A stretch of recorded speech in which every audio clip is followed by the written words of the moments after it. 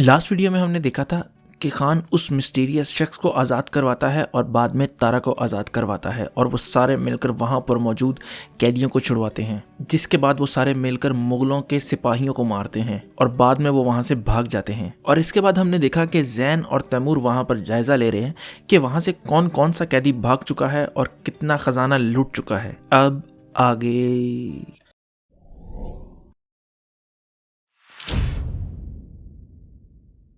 जिंदान से भागने के बाद वो सारे कैदी उस मिस्टीरियस शख्स का पीछा करते हुए जा रहे हैं और उनको उसको फॉलो करते हुए 3 दिन हो गए हैं और इस दौरान उन्होंने उससे कुछ नहीं कहा, मगर उनके भी सब्र का बांध टूटता जा रहा था। और उनमें से एक शख्स आगे आकर कहता है, कौन हो तुम, क्या नाम है तुम्हारा और यहाँ कैसे आए तुम, और हम तुम्हारी बात क्यों माने। मगर वो शख्स आगे से कुछ भी जवाब नहीं देता। तो सवाल करने वाला शख्स कहता है, चलो मैं अपने से शुरू करता हूँ। मेरा नाम अबू तालिब है और मेरा ताल्लुक ऐसे कबीले से है जो 6 बड़े कबीलों पर राज करता है और हमारा कबीला सबसे ज्यादा ताकतवर है। तो पीछे खड़ा एक बच्चा कहता है, अगर तुम इतने ही ज्यादा ताकतवर हो तो जिंदान में कैसे पकड़े गए। तो उसके साथ खड़ा एक टकलू शख्स बोलता है, अरे अबू तालिब को तूने कुछ कहा तो मैं तेरी जबान काट दूंगा। और उनके दरमियान बहस शुरू हो जाती है। तो तारा ये देखकर कहती है, तुम दोनों खामोश हो जाओ वरना मैं तुम्हारी ऐसी चीज काटूंगी कि तुम्हारी नस्ल बढ़ना बंद हो जाएगी। लेकिन इस सारे मामले के बावजूद वो शख्स खामोश था। तो ये बात अबू तालिब को हजम नहीं हो रही थी और वो गुस्से में आ गया और वो चिल्लाकर कहता है, मैं तुमसे बात कर रहा हूँ,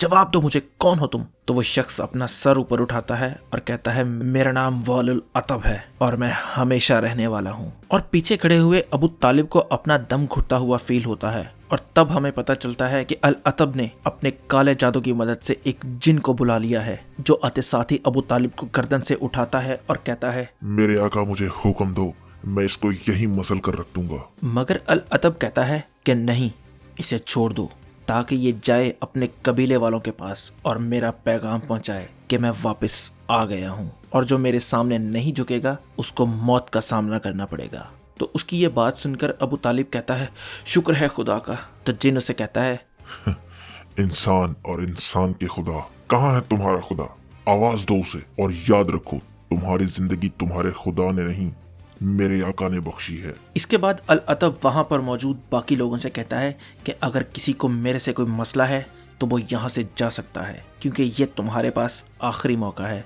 इसके बाद जब हमारी मुलाकात होगी तो वो तुम्हारी जिंदगी का आखिरी दिन होगा।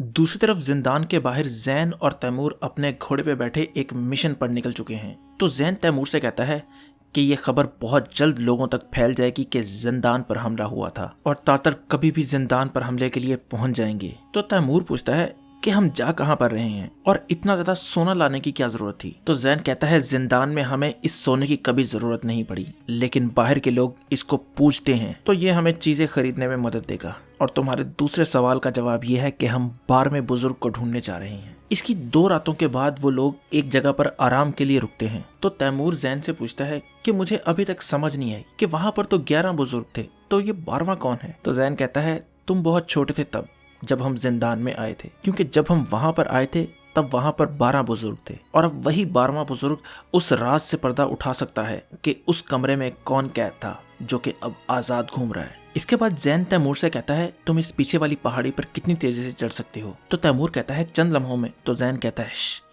चुपचाप मेरी बात सुनो, कोई हमारा शाम से पीछा कर रहा है। तो तैमूर कहता है, क्या वो तातर के लोग हैं। तो जैन कहता है, नहीं, अगर वो होते तो उन्होंने कब का हम पर हमला कर चुके होना था। तो तैमूर अपना हुड पहनता है और कहता है, मुझे कवर करो, मैं उस पहाड़ी पर चढ़ता हूँ। तो वो बड़ी तेजी से उस पहाड़ी पर चढ़ता है, लेकिन जब वो वहां पर पहुंचता है तो वो शख्स घोड़े पर बैठकर वहां से भाग जाता है और जैन भी उसके पीछे आता है।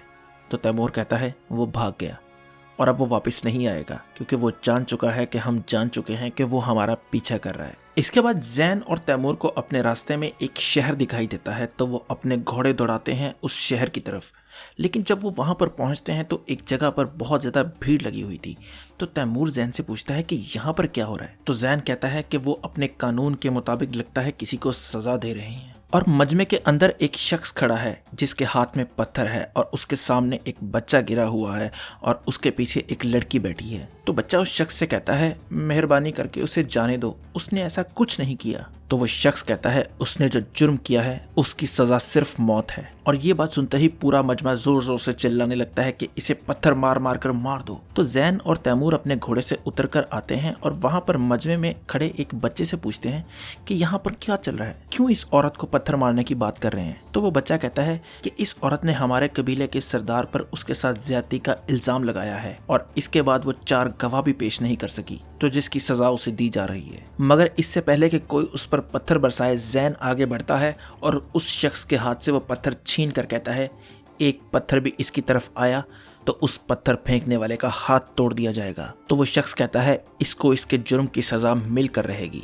तो जैन कहता है, तुम कौन होते हो सजा देने वाले, और तुम्हारे 4 गवाह किधर हैं जो आकर सबके सामने ये कह सकें कि तुमने इसके साथ कुछ नहीं किया। इसके बाद तैमूर आगे बढ़ता है और सारे मजमे वालों को मुखातिब करके कहता है, भागो यहाँ से तुम लोग, सारे क्या तमाशा देखने आए थे। और वो सब लोग वहाँ से जाने लगते हैं और वो शख्स भी वहाँ से चला जाता है। जिसके बाद वो बच्चा भागकर अपनी बड़ी बहन के पास आता है और आकर उसके गले लग जाता है। इसके बाद जैन और तैमूर वहाँ से जाने लगते हैं। तो वो बच्चा आकर उनका शुक्रिया अदा करता है और उनसे पूछता है कि वो कौन है और कहाँ जा रहे हैं। तो तैमूर कहता है कि हम आगे कस्बे तक जा रहे हैं। तो बच्चा कहता है, हम भी वहाँ कस्बे में ही रहते हैं, हमारे साथ चलो, हम आपको खाना भी खिलाएंगे और आप लोगों को ये सोना रखने की जगह भी मिल जाएगी। तो तैमूर हैरान होते हुए कहता है, तुम्हें कैसे पता हमारे पास सोना है। तो वो बच्चा हंसते हुए कहता है, मैंने आपका बस्ता चेक कर लिया था। तो उसकी बहन आगे बढ़ती है और कहती है, मेरे छोटे भाई को माफ़ कर दें, इसको पता नहीं है किससे कब कैसी बात करनी है, और आपने हमारे लिए इतना कुछ किया है तो हम आपको एक टाइम का खाना तो खिला ही सकते हैं। तो जैन मुस्कुराते हुए कहता है, इससे पहले कि हम तुम्हारी दावत को कबूल करें, तुम लोग अपना नाम तो बता सकते हो हमें। तो वो लड़की कहती है, मेरा नाम नूर है और ये मेरा छोटा भाई हमजा।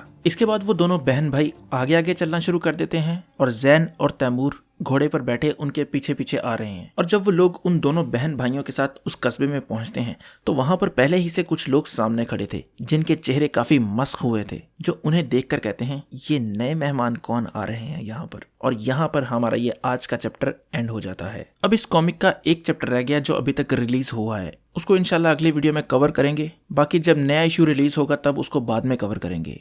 तो उम्मीद है आपको ये वीडियो पसंद आई होगी। अगर आपको ये वीडियो ज़रा से भी पसंद आई है तो लाइक करें, कमेंट करें और सब्सक्राइब ज़रूर करें। तो खुश रहें, खुश रखें। अल्लाह हाफिज़।